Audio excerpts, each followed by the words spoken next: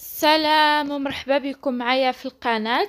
اليوم باذن الله فيديو جديد غنحضر معكم واحد الانواع الشكلاط كتجي غزاله بزاف. واول حاجه باش نصايبوا هاد الشكلاط، اول حاجه غادي نصايبوا الكريمه ديال الحامض مع بعضياتنا. غادي نحتاجوا كاس صغير ديال الحامض. غادي نحتاجوا كذلك القشور ديال الحامض محكوك. غنديروا قشور حامضه محكوكه، معلقه كبيره ديال كريم باتيسير، اولا الا ما كانش عندكم كريم باتيسير ممكن ديروا غير نشا. وكنديروا السكر سنيده اولا السكر حبيبات على حسب الرغبه. كنخلطوا هاد المكونات كاملين وكنردوهم على نار مهيله مع التحريك المستمر حتى كيعقد الخليط. وحنا حصلنا على كريمه ساهله وكتجي زويونه. ودابا ندوزو المكونات اللي غنحتاجو باش نحضروا الشكلاط. غنحتاجو الكاوكاو محمر ومهرمش، غنحتاجو كريمه الحامض، الكراميل انا غادي نخلي الرابط ديالو في صندوق الوصف، راني ديجا حضرته معكم. كاوكاو، معلقه ديال القهوه سريعه الذوبان، والمول السيليكون اي مول بغيتو اي شكل عندكم. وبطبيعه الحال غادي نحتاجو الشكلاط. انا استعملت هنا جوج انواع ديال الشكلاط. استعملت هنايا هذا الشكلاط هذا ديال إقبيل. استعملت الشكلاط اللي فيه نسبه كبيره د الكاكاو والشكلاط اللي شويه حلو. نتوما استعملوا كاليتي تكون مزيانه. كي قلت لكم انا استعملت هنا الشكلاط إقبيل. هنا غندير كميه من الشكلاط، انا خلطت المذاقات بجوج ودرتهم في حمام مريم حتى يذوبوا مع بعضياتهم. كناخذ دابا المولد السيليكون وكنعمرو بالشكلاط اللي ذوبت. كنعاود نقول لكم ان سميه الشكلاط انا اللي استعملت هي الشكلاط ديال إقبيل. راه كاين واستعملت نوع اخر حتى هو إقبيل فيه 80% د الكاكاو، كيكون شي شويه مر. على هذاك الشيء انا خلطت الانواع بجوج وصافي. كي قلت لكم كندوبو في حمام مريم عادي. وكناخذوا المول وكنبقاو نديرو فيه واحد الكميه د الشكلاط بهذه الطريقه كي كتشوفوا. وتيقوني هاد الشكلاط راه كيجي زوين بزاف وكيجي مذاق ديالو رائع. ما نحتاجوش اننا نهائيا نشريو الشكلاط من الاسواق التجاريه. دابا كناخذ واحد السباتول وكنبقى نحيد داك الفائض ديال الشكلاط من الاعلى بهذه الطريقه هذه. بنفس الطريقه كنستعمل المول الثاني وكنخليو الشكلاط واحد شويه يشد راسو في داك المول. ومن بعد كناخذوا شي شبكه كنفرشوا لها غطاء بلاستيكي وكنقلبوا عليها هذا المول السيليكون باش كيقطر. وهكا كنحصلوا على هذا المول هذا. حنا باغيين داك الشكلاط يتجوف ويلصق مع الجوانب والاسفل ديال المول، وفي الوسط يكون المول فارغ من الشكلاط. هانتوما كي كتشوفوا كنفرغوا هذيك الشكلاط كامله اللي كاينه في المول. دائما بمساعده سباتول هي اللي كتزول لنا داك الفائض. وصافي غادي نقلبوه ونخليوه فوق الشبكه يقطر مزيان. الا شفنا الشكلاط انها شدت في داك المول مزيان وشدت مع الجوانب غادي نخليوها. شفنا باقي غادي نعاودوا له واحد الكوش الثاني، او باش هكا الشكلاط تزيد تشد اكثر في المول وتزيد يعني داك المول يتلبس بالشكلاط مزيان. الا شفنا هي من يعني غير من المره الاولى شدت داك الشكلاط في الجوانب صافي ما كاينلاش نعاودوا المره الثانيه. نفس الطريقه استعملتها حتى المول الثاني. كنزول منه داك الفائض، من بعد كنقلبو هكا وكنخليه يقطر مزيان. هانتوما كي كتشوفوا هنايا انا راه الشكلاط تلبس في المول كامل. غادي نخليه حتى ينشف. كنزيد هكا كنفضو مزيان اولا كنضربو مزيان باش كيزيد يتفرغ. دابا غادي ندوز للحشوه الاولى اللي غنعمر بها هاد الشكلاط من بعد ما كنخليوه يبرد. كناخذوا الكريمه ديال الحامض اللي حضرنا. هذه بالنسبه للناس اللي عزيز عليهم اللوغو ديال الحامض اولا مذاق الحامض. وحتى هذا المذاق الحامض كيتواتى مع الشكلاط كيهرس ديك الحلاوه الشكلاط وكيجيو زوينين مع بعضياتهم. بالنسبه للحشوه نتوما ممكن تستعملوا اي حشوه بغيتو. ممكن ديروا كذلك الكريمه ديال البرتقال بلاصه الحامض، تعصروا هي البرتقال اولا التشين ديروه بنفس الطريقه. ممكن تستعملوا اللوز، ممكن تستعملوا اي حاجه بغيتو واي حشوه متوفره عندكم.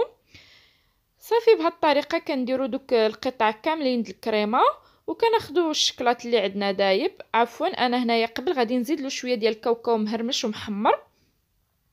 انا استعملت كاوكاو لانه غيبقى ارخص حاجه متوفره في الاسواق واكثر حاجه اقتصاديه.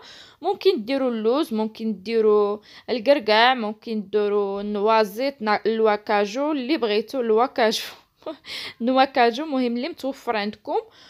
وكي قلت لكم انا درت هنايا كاوكاو راه كيبقى ارخص حاجه. باش هكا كلشي الطبقات يقدروا يديروا هاد الشكلاط. ماشي ضروري تكون عندنا واحد مقادير كثيره باش نحضروا هاد الشكلاط.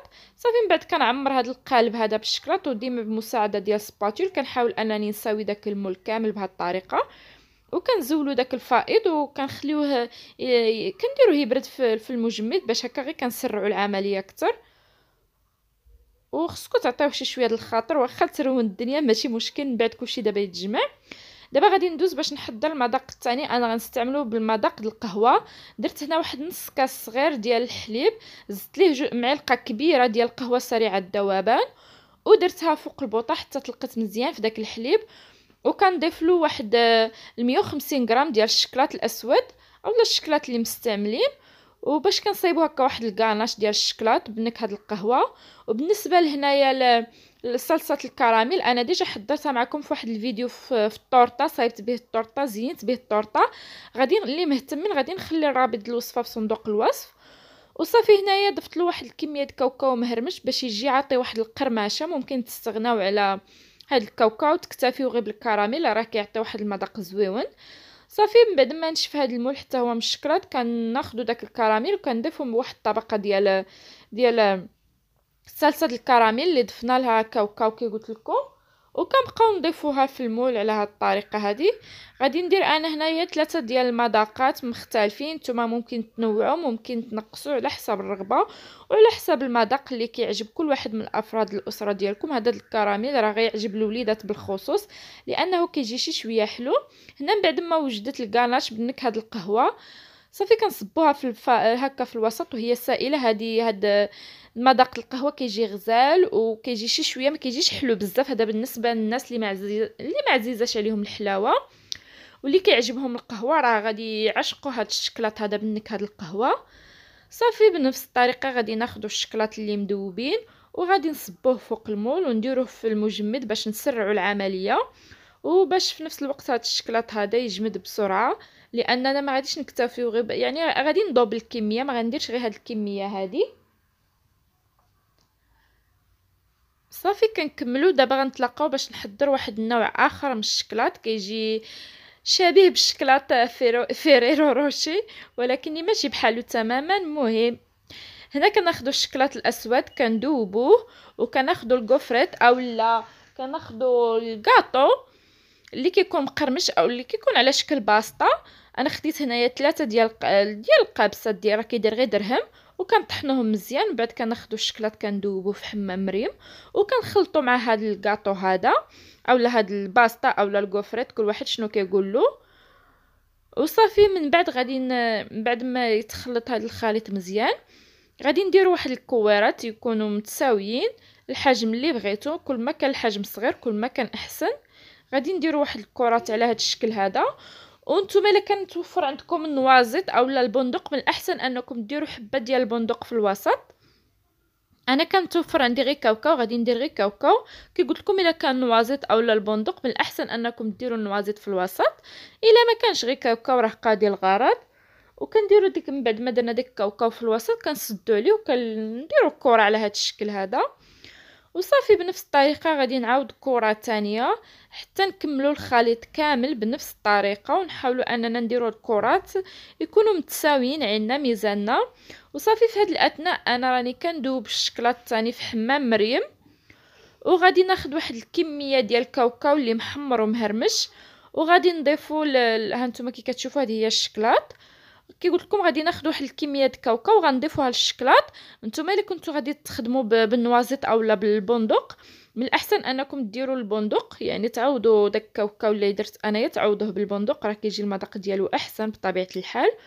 وكناخذوا هاد الكرات من بعد ما كيكونوا بردوا وكندوزوهم في داك الخليط ديال الشكلاط اللي درنا فيه كاوكاو. وصافي كنحطوهم حتى كيقطروا وينشفوا.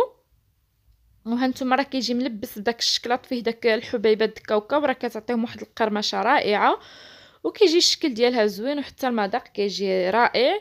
والاهم انها كتبقى واحد الشكلاط اللي هي اقتصاديه جدا جدا، يعني الناس اللي معشاق الشكلاط وما ما كتكونش عندهم امكانيات كثيره باش كل مره ياخذوا هكا الشكلاط، خصوصا ان الشكلاط اللي كيكون زوين كيكون شويه الثمن ديالو غالي. هذه مناسبة أننا نصايبوا الشكلاط في المنزل ديالنا. وبما أننا مقبلين على رأس السنة، يعني بزاف د الناس اللي كيبغيو هكا يتهاداو مع بعضياتهم ويقدموا الشكلاط كهدية، هذه فرصة أنهم يصايبوها بيديهم. وراكو عارفين يعني الحاجه ملي كنصايبوها بيدينا راه كتكون عندها قيمه اكثر، واخا ما كتجيش تماما بحال هذاك الشيء اللي كيتباع، ولكن راه كتكون عزيزه علينا. وممكن اننا نقدموها في العلبه الخشبيه اللي صايبت معكم، اللي صايبنا من الكرتون، حتى هي اللي باقي ما شافش الفيديو. غادي نخلي الرابط الفيديو في صندوق الوصف هكا باش تستافدوا. ممكن تقدموا فيها هاد الشكلاط هذاك، تقدموه كهديه. راه كيجي الشكل ديالها راقي وكتجي رائعه. المهم انا غادي نكمل الكميه كامله ونتلاقاو باش نشوفوا الشكل النهائي الشكلاط اللي حضرنا اليوم. كيجي كي قلت لكم راه كيجي غزال. هانتوما كي كتشوفوا هذا هو الشكل ديالو، كيجي رائع. انا هذاك الشكلاط هنايا لمته في ورق الالومنيوم غير باش نغيرو هكا، ودرتو في كويغطات.